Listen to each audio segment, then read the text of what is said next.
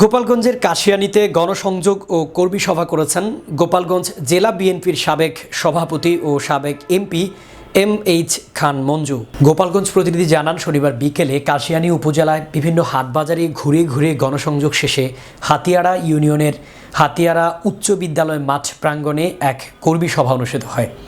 উক্ত কর্মী সভায় হাতিয়াড়া ইউনিয়ন বিএনপির সভাপতি জাহাঙ্গীর হোসেন শেখ এর সভাপতিত্বে বক্তব্য রাখেন জেলা বিএনপির যুগ্ম আহ্বায়ক অবসরপ্রাপ্ত মেজর ওহিদুল হক মোল্লা, সাবেক জেলা বিএনপির যুগ্ম সম্পাদক এস.এম. সুমন ও বিএনপি নেতা দয়াময় মল্লিক সহ অন্যান্য নেতাকর্মীরা উপস্থিত ছিলেন।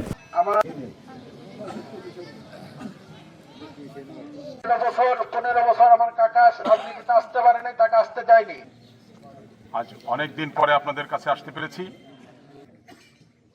আমরা প্রত্যেকটা ভাই ঢাকা বিশ্ববিদ্যালয় মামাটি মানুষের নেতা, গোপালগঞ্জের কৃতি সন্তান, একটা কম্বাইন্ড ন্যাশন হিসেবে গড়ার জন্য যে আসান উদ্বুদ্ধ হয়ে দেশের মানুষ